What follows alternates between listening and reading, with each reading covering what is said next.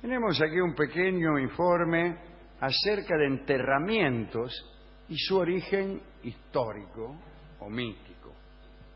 Empecemos por pensar en cuáles pueden haber sido los enterramientos más antiguos. Digo aquellos en que ya se procedía de una forma ceremonial, manipulándose al muerto. Bueno, se calcula que estos enterramientos empezaron allá por el cuarto milenio antes de Cristo. En aquel tiempo los sumerios amortajaban ya a sus difuntos y los metían en unas canastas de juncos trenzados.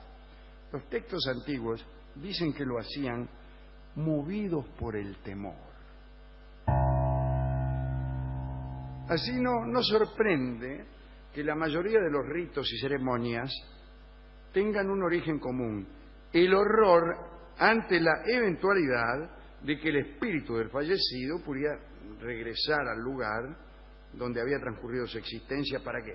Bueno, por ejemplo, para perturbar la paz de los vivos. Esto horrorizaba a los vivos. Y entonces ahí empezaron a enterrarlo, a meterlo adentro de una canasta, etc. En los pueblos noreuropeos se ataba el cuerpo después de decapitarlo. Poner la decapitación en segundo lugar después de indicar que se lo ataba parece un error en la enumeración. Pero también le amputaban los pies por si acaso. De este modo pensaban que iban a evitar que los muertos persiguieran a los vivos. Efectivamente, una persona que además de muerta está decapitada, atada y sin pies, difícilmente pueda perseguir a nadie. Los pueblos mediterráneos antiguos enterraban a los seres queridos, quiero decir a los muertos, ¿no?, lejos del pueblo. Para asegurarse, no se sabe de qué, daban varias vueltas por los alrededores para despistar al muerto. Que el muerto... para que no volviera, ¿para qué? Para que no encontrara el camino de regreso, evidentemente. Bien. Incluso en muchas culturas antiguas se solía sacar el cadáver por la parte trasera de la casa y se llegaba a abrir un boquete en la pared por el que se sacaba el cuerpo del fallecido, orificio que era tapado inmediatamente después del entierro.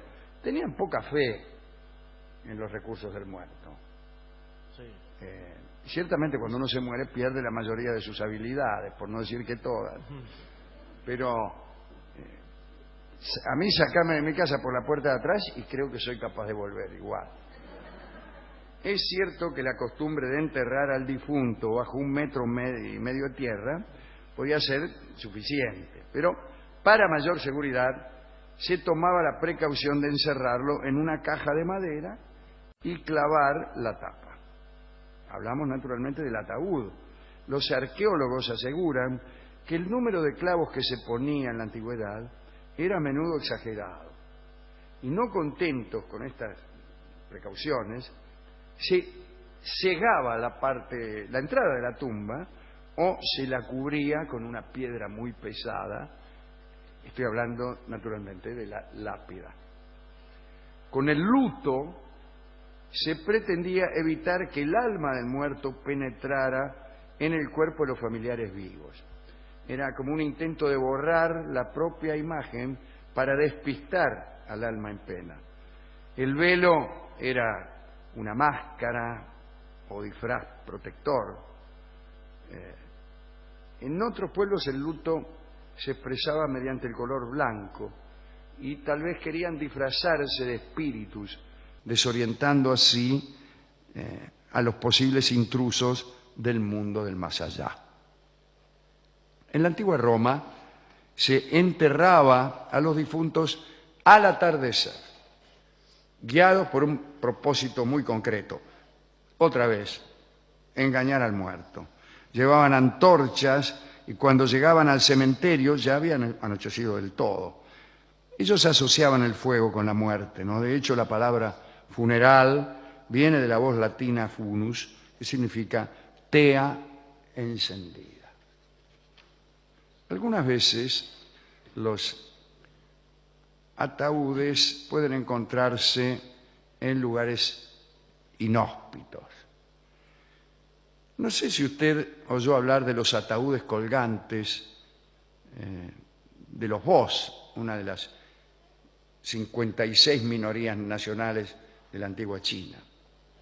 Son un conjunto de sepulcros que penden, que cuelgan de unos precipicios y que por su extraña y majestuosa naturaleza han sido incluidos entre las reliquias culturales de la China. Hay en verdad 265 sepulcros de ese tipo, se encuentran a una altura de entre 10 y 50 metros de altura. Dice aquí el más alto está a 100 metros. Bueno, entonces está mal, porque 100 metros no está entre 10 y 50, sino mucho más alto. La creencia general es que pertenece esta colección de ataúdes a la minoría de los Bos y de los Jiaos. En cuanto a su historia, no se la conoce, no se sabe cuándo se inició, pero sí que terminó durante la dinastía Ming, aquella dinastía que se especializaba en construir cerámica que luego era destrozada en las películas de espionaje de Sean Connery. Los Toraja son unas gentes que viven en Tanah Toraja, en Indonesia, dejan a los adultos muertos una temporadita a la intemperie, en un lugar específico y rodeados de unos árboles que, según la tradición, purifican el espíritu a modo de filtro místico, ¿no? Los restos van luego a un lugar excavado en la roca con estatuas representativas de los difuntos. Pero lo más interesante es quizá el entierro que se guarda para los niños en esta región, especialmente si todavía no les han salido los dientes, que para los Toraja forman parte del ciclo de la naturaleza, ¿no?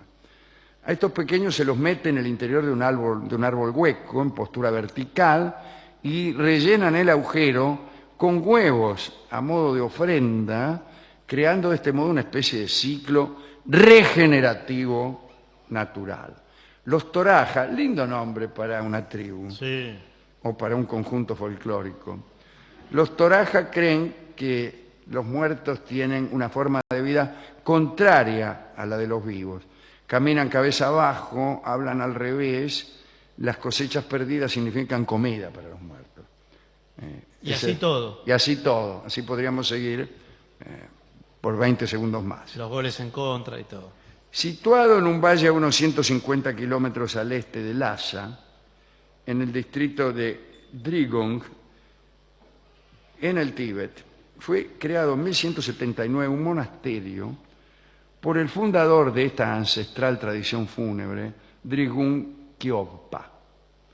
La mayoría de los tibetanos adheridos al budismo enseñan que en la reencarnación no hay ninguna necesidad de preservar el cuerpo, ya que navegará por la senda de los cielos como un barco vacío. Este ritual, que en la práctica se conoce como Hathor, que en tibetano significa dar limosna a los pájaros, consiste simplemente en la eliminación de los restos humanos de la persona fallecida. Te cortan en pedacitos y te dejan por ahí para que te coman los pájaros. Como el nombre implica, Hathor se considera un acto de generosidad. El fallecido y sus familiares están proporcionando alimentos para mantener a los seres vivos. La generosidad y la compasión para todos los seres son importantes virtudes en el budismo. Bueno, esta ceremonia es ejecutada por las familiares. Es un poco dura, ¿no? Es desmenuzado al final en trozos pequeños. Como el vermú, los 22 Como el vermú, con una frialdad espantosa, ¿no? Y posteriormente son ofrecidos a las aves. Ahí los persas, recuerdo yo, ponían en tiempos de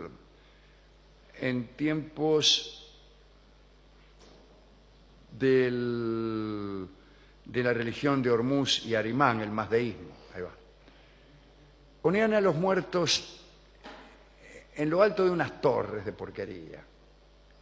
Y quedaban ahí, había una terracita, y no había más nada. Ahí el muerto. ¿Y quién se lo comían los pájaros? Era un poco más discreto, porque primero no lo cortaban en pedacitos, no lo hacían rabacillo. Y segundo, lo dejaban arriba y nadie veía nada. De altura, no. No ahí abajo estamos todos mirando como caían las palomas. No, lo dejaban arriba. Por eso estaba tan lleno de torres el territorio persa, digo yo, que jamás he oído hablar de una torre en el territorio persa. Esto es todo lo que teníamos que decir acerca de enterramientos, su origen histórico, pero también algunos raros, como eso. ¿Nunca vio un documental de esos sepulcros que cuelgan ahí en la China? No, nunca. No, búsquelo, es muy interesante. Están ahí y van los turistas, seguramente japoneses, Porque van a China. y miran cómo cuelgan. Los que viven por ahí están siempre viviendo con la espada de Damocles colgando sobre la cabeza, por no decir que con ataúdes colgando sobre la cabeza. Cuando se desprende uno, puede caer sobre algún ciudadano. Bueno, no hay cosa más desagradable que ver cómo te cae un ataúd en la cabeza. Bueno, sí, me imagino, es una situación. Por eso no voy a la China. No, señor, no es toda la China, sí. ¿Fue a pedir música para esto? Fui a pedir música. Bueno, este muchacho dijo que tenía una milonga, que es una milonga de enterramiento, efectivamente, de un velorio. ¿Sí? Hay más de una. Casi todas las canta Jorge Vidal. Y esta se llama Duelo Kurda. Al parecer es el enterramiento de un señor aficionado a la bebida. Bueno. Y eso es lo que escucharemos ahora. Duelo Kurda por Jorge Vidal, en atención a esta colección de rarezas relacionadas con los enterramientos.